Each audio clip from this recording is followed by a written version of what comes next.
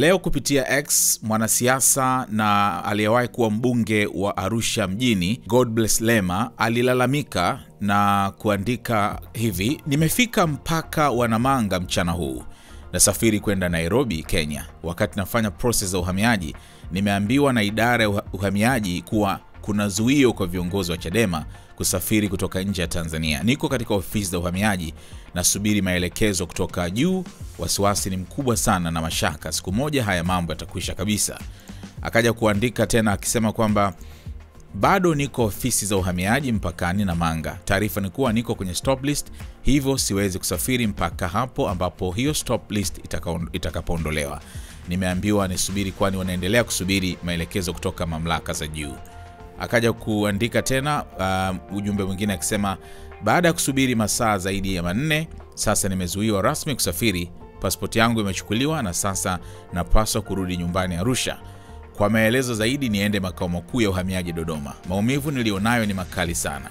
Nilipaswa kutazama afya yangu zaidi kesho Nairobi, na sasa siwezi tena kuendelea na safari. Ni matumaini makubwa sana haya mateso na wasiwasi yataisha kwetu sisi, na kamwe tusiruhusu watoto wetu waje kukutana na mashaka aina hii katika maisha yao.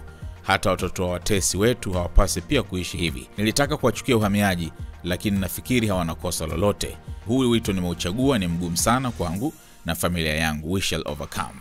Sasa amejibiwa Lema na Wizara ya Mambo ya Ndani ya Nchi, Idara ya Uhamiaji, ambapo taarifa hiyo imeeleza hivi: kuzuiliwa kutoka nchini ndugu Godbless Jonathan Lema.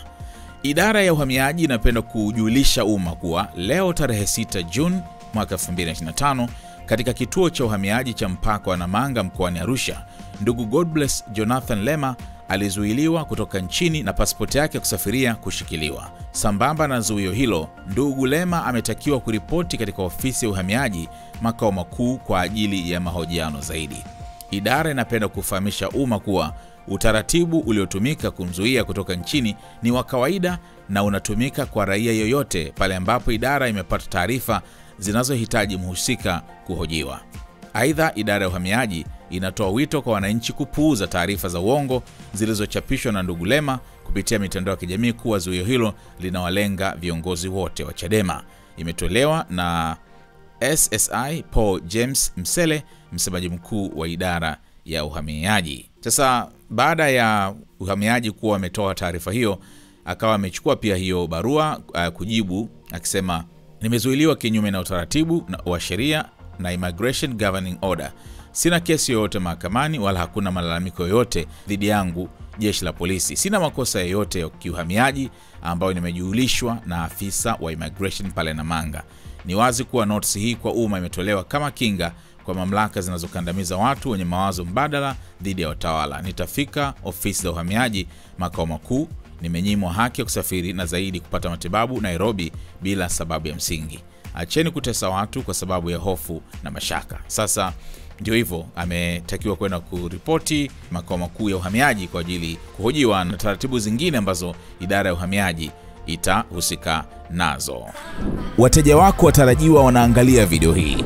Kama biashara yako ingeonekana pamoja na unachokiangalia sasa, wengi wangegeuka kuwa wateja wako wapya.